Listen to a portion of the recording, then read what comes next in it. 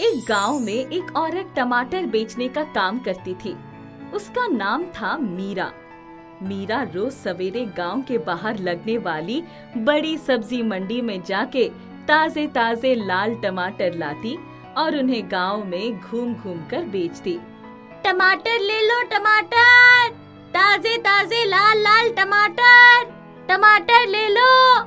अरे मीरा, जरा आधा किलो टमाटर तो तोल दे। सिर्फ आधा किलो? आधा किलो में क्या होता है दीदी, कम से कम 1 किलो तो लो। ताजे ताजे लाल टमाटर है, बच्चों को खिलाओगी तो टमाटर जैसे लाल लाल हो जाएंगे। अच्छा ठीक है, 1 किलो दे दो।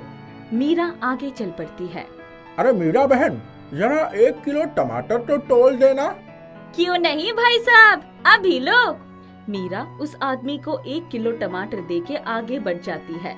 धीरे धीरे गांव में घूमते घूमते उसके सारे टमाटर बिक जाते हैं और वो खाली टोकरा लिए घर आ जाती है।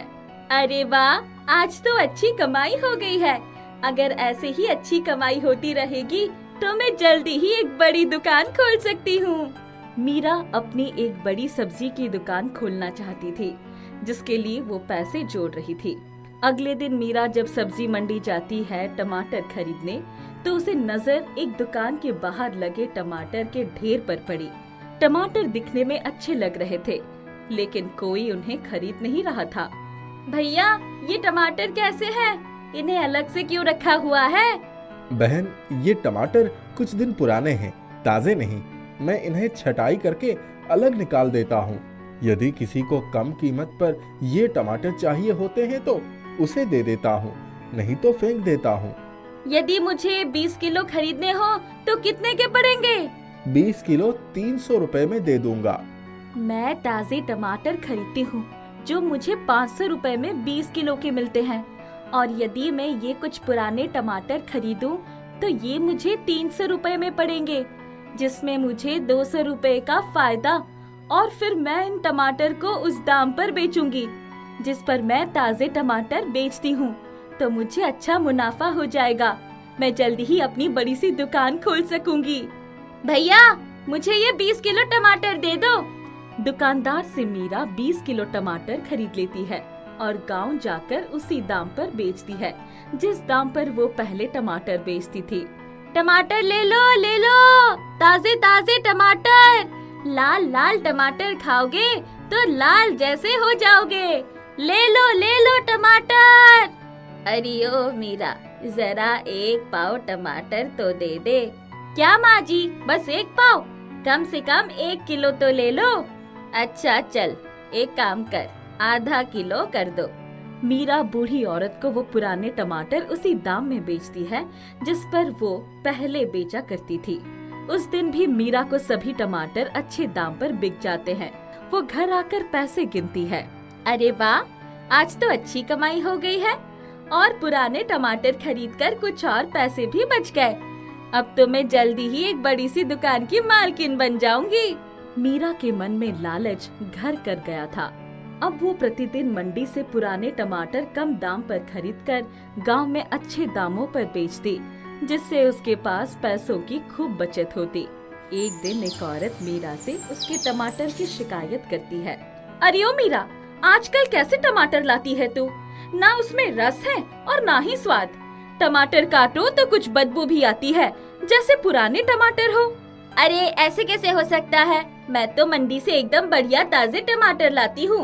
आप तो बेकार ही मुझ पर इल्जाम लगा रही है। मेरे पास उत्तम टमाटर है, लेने हैं तो ले लो, नहीं तो आगे बढ़ो। धीरे धीरे लोग इसी तरह मीरा से उसके टमाटरों की शिकायत करने लगते हैं। वो उनसे भला बुरा कहती। एक दिन, टमाटर ले लो, ताजे ताजे लाल टमाटर। अरे नहीं चाहिए तुम्हारे टमाटर, चली जाओ यहाँ से। मंडी से सड़े गले टमाटर लाकर बेचती हो और कहती हो ताजे ताजे टमाटर। जाओ यहाँ से, कहीं और जाकर बेचना सड़े गले टमाटर। मीरा वापस घर आ जाती है। अब जब भी मीरा टमाटर बेचने जाती, लोग उसे टमाटर नहीं खरीदते, उल्टा उसे भला बुरा कहते। धीरे धीरे मीरा को अपनी गलती का एहसास होता है। वो मंडी से पहले की तरह ताजे टमाटर खरीद कर लाती है। टमाटर ले लो, ताजे ताजे लाल टमाटर। अरे बड़ी बेशरम हो तुम, फिर से वापस आ गई। तुमसे कहा था ना कोई तुमसे टमाटर नहीं खरीदेगा। अब जाओ, चली जाओ यहाँ से। मुझे माफ कर दीजिए, मुझसे बहुत बड़ी गलती हो गई। मैंने आप लोगों का विश्वास तोड़ा है। मंडी से पुराने सड़े गले टमाटर खरीदकर आप लोगों को उचित दाम पर बेचती थी।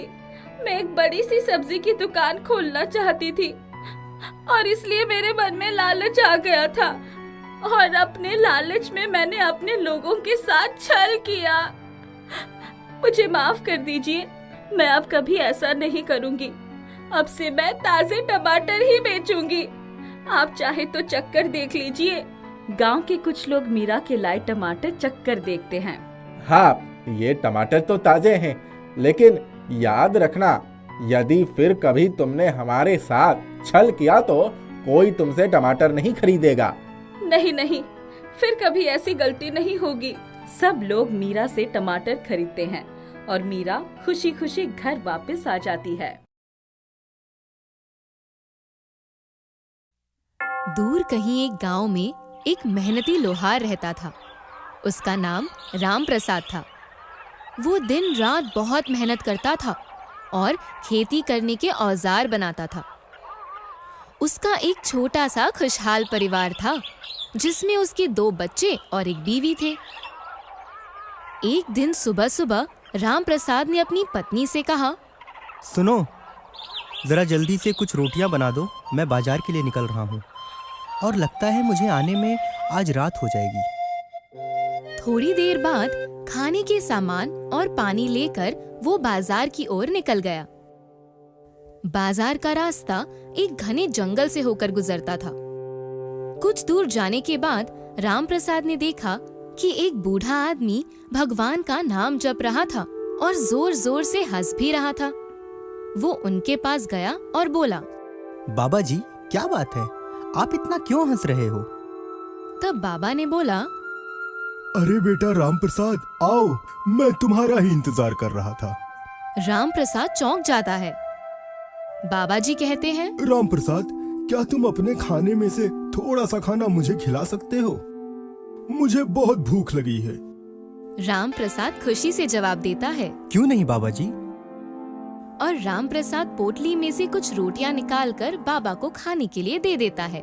कुछ देर बाद बाबा ने राम प्रसाद से और रोटियां मांगी और राम प्रसाद ने अपने हिस्से की रोटियां भी उन्हें दे दी और बाबा से विदा लेकर वो बाजार की ओर निकल पड़ा। कुछ दूर जाने के बाद बाबा ने पीछे से आवाज दी, राम प्रसाद, ओ राम प्रसाद, तुमने तो सारी रोटियां मुझे खिला दी, अब तुम क्या खाओगे? राम प्रसाद ने जवाब दिया, बाबा जी, आप मेरी फिक्र मत करिए, मैं बाजार की ओर ही जा रहा हूँ। मैं वहाँ किसी दुकान से खा पीकर अपना पेट भर सकता हूँ। आप बिल्कुल निश्चिंत रहिए। राम प्रसाद की ऐसी बात सुनकर बाबा जी खुश हो जाते हैं और राम प्रसाद को एक हथौड़ा देते हैं और कहते हैं, ये लो, ये तुम्हारे बहुत काम आएगा और ये तुम्हारी बहुत मदद भी करेगा। ये देखकर राम प्रसाद चौंक जाता है और पूछता है, इस हथौड़े को आप मुझे क्यों दे रहे हैं बाबा जी? बाबा जी कहते हैं, क्योंकि बेटा, तुमने मुझ जैसे फकीर पर दया दिखाकर और अपना खाना देकर एक अच्छे इंसान होने का परिचय दिया है। और ये हथौड़ा कोई मामूली हथौड़ा नहीं है, ये एक बहुत ही चमत्कारी चीज है। इसे मुझे मेरे गुरुजी ने दिया था और अब ये मैं तुम्हें दे रहा हूँ। कभी भी इसका गलत इस्तेमाल मत करना और इसे कभी किसी गलत हाथों में मत पड़ने देना।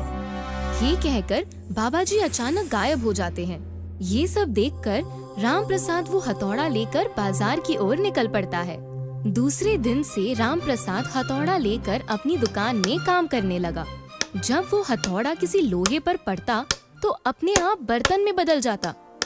कभी खेती के औजार अपने आप तैयार हो जाते। ये देखकर गांव वाले आश्चर्यचकित हो गए। जिस ग्राहक को जैसा औजार चाहिए वैसा काम वो हथौड़ा कर देता था। राम प्रसाद भी अपने हथौड़े से बहुत खुश रहता था।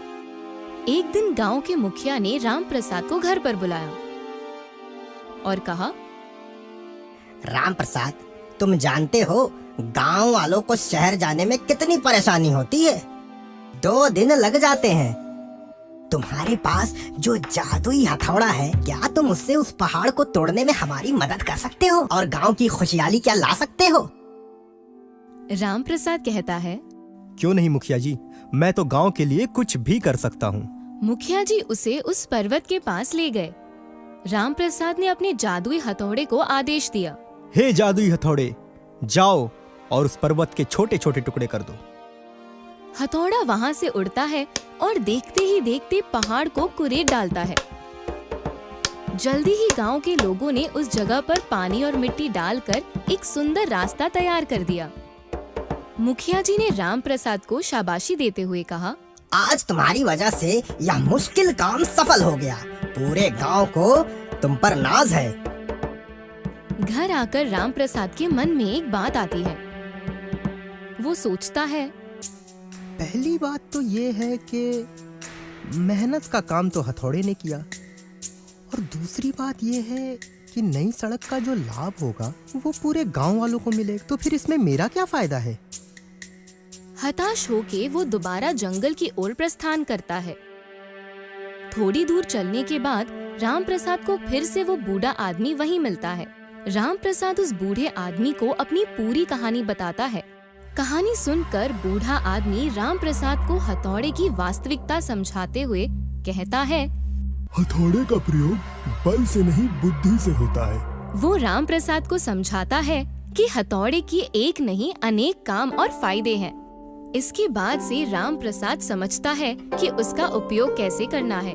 वो अपने हथौड़े का उपयोग सिर्फ खेती के औजार नहीं बल्कि अलग अलग चीजें बनाने में और तोड़ने में करने लगा, और बर्तन बनाने आदि काम करते करते देखते ही देखते राम प्रसाद एक अमीर आदमी बन गया और उसका अपना सपना पूरा हो गया। तो बच्चों, आज हमने क्या सीखा? हमारे पास जो चीजें होती हैं, उसका मोल हमें पहचानना चाहिए।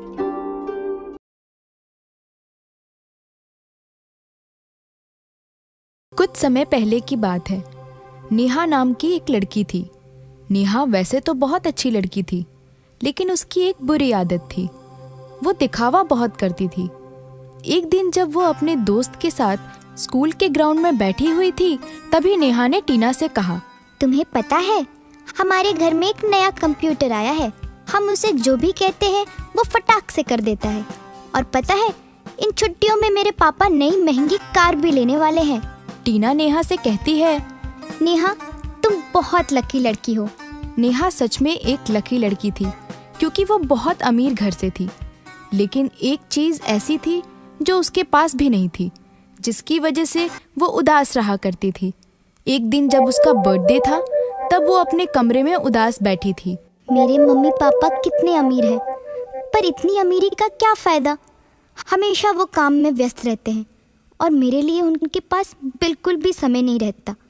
मैं दुनिया देखना चाहती हूँ, मैं घूमना चाहती हूँ, हर जगह जाना चाहती हूँ। मैं क्या करूँ? मेरा मन बहुत उदास है। वो दिन नेहा के लिए बहुत ही खास था। नेहा कमरे में जोर जोर से रो रही थी। उसी समय वहाँ से परी गुजर रही थी। ये कैसी आवाज़ है? जरूर कोई बच्चा उदास है और मेरे होते हुए कोई बच्चा दुखी हो। ये कैसे हो सकता है? मुझे जाकर देखना चाहिए। हेलो नेहा। कौन हो तुम और मेरा नाम कैसे जानती हो? मैं बच्चों की परी हूँ। मैं हर बच्चे का नाम जानती हूँ और मैं हमेशा घूम घूम के पता लगाती हूँ कहीं कोई बच्चा दुखी तो नहीं है, और अगर वो बच्चे अच्छे होते हैं तो वो जो भी चाहते हैं वो मैं उन्हें दे देती हूँ। आज मैंने तुम्हें अपने आप से शिकायत करते हुए सुना। सच में? मैंने सुना कि तुम पूरी दुनिया घूमकर देखना चाहती हो। ओह हाँ, मैं तुम्हारी इच्छा पूरी कर सकती हूँ। वाओ, इसमें कितना मजा आएगा। परी नेहा को एक जादुई बॉक्स देती है। ये क्या है? ये तुम्हारा जादुई तोहफा है। इसे संभाल के रखना। यही तुम्हारी दुनिया घूमने में मदद करेगा और तुम्हारी इच्छा पूरी करेगा। सच में? ये तो छोटा सा मामूली सा डब्बा है, ये जादुई कैसे हो सकता है? हंसते हुए परी ने नेहा से कहा, ये रख लो, यही तुम्हारी इच्छा पूरी करेगा। लेकिन याद रखना, ये बड़ा ही खास डब्बा है। इसे तुम्हें छुपा कर रखना होगा। इसके बारे में तुम किसी से भी कुछ नहीं कह सकती। अगर तुमने किसी को बताया तो इसका नतीजा बहुत ही बुरा हो सकता है। ऐसा कहकर परी वहां से आसमान की ओर उड़ गई। मुझे इस बॉक्स को खोलकर देखना चाहिए। नेहा जैसे ही बॉक्स को खोलती है तो उसमें से बहुत सारी रोशनी निकलती है, जिसे देखकर वो बहुत ही हैरान रह जाती है। नेहा को उस बॉक्स में एक रेड बटन दिखाई पड़ता है। थोड़ी देर सोचने के बाद नेहा उस बटन को दबाती है। बटन दबाते ही नेहा हवा में तैरने लगती है और जैसे ही वो अपने पैरों की ओर देखती है उसे एक सुंदर सा कारपेट नजर आता है। वाओ, ये कोई मामूली डब्बा नहीं है, ये तो मैजिक कारपेट है। अब नेहा सोचती है कि इसे कैसे चलाया जाए और तभी उसे एक उपाय सूझता है। वो कारपेट से कहती है, मुझे ताजमहल दिखाने ले चलो। और जैसे ही वो कहती है तभी वो कारपेट नेहा को लेकर आसमान में उड़ जाता है और ताजमहल की ओर ले जाता है। नेहा ये देखकर खुश हो जाती है। वाओ, मैं तो सच में ताजमहल पहुंच गई। और इसी तरह नेहा रोज रात को नई नई जगह घूमने जाती। नेहा की सारी इच्छा पूरी हो गई। अगले दिन जब नेहा स्कूल गई तो उसकी सहेली टीना ने कहा, नेहा, तुम्हें पता है इस छुट्टियों में हम शिमला जा रहे हैं। नेहा मन ही मन सोचती है कि इसे क्या पता कि मैं तो पूरी दुनिया घूम चुकी हूँ। नेहा को कालीन की बात बताने का मन करता है और वो जादुई परी की बात भूल जाती है। तुम्हें पता है मेरे पास एक जादुई कालीन है जिससे मैं पूरी दुनिया घूम चुकी हूँ। ये सुनकर नेहा की सहेली हंसने लगती है। चलो मैं तुम्हें दिखाती हूँ। वो दोनों मिनी क्लासरूम में जाते हैं और नेहा पेंसिल बॉक्स का बटन दबाती है, पर इस बार बॉक्स कालीन में नहीं बदलता। उसके बाद उसकी सहेली फिर से हंसने लगती है। नेहा घर वापस जाती है और पेंसिल बॉक्स देखकर रोने लगती है। तब जादुई परी आती है और कहती है, तुम्हें मैंने कहा था कि ये बात किसी को मत बताना। नेहा जोर जोर से रोने लगती है और कहती है, मुझे माफ कर दो परी। तुमने अब पूरी दुनिया देख ली है और एक सबक भी सीख लिया है, इसलिए अब तुम्हें इसकी कोई जरूरत नहीं है। नेहा कहती है, हाँ जादुई परी, आप सही बोल रही हैं। और थोड़ी देर सोचने के बाद कहती है कि आप ये जादुई कालीन किसी जरूरतमंद बच्चे को दे दीजिए। इस कहानी से हमें ये शिक्षा मिलती है कि हमें कभी भी अपनी शक्तियों का गलत प्रयोग नहीं करनी चाहिए।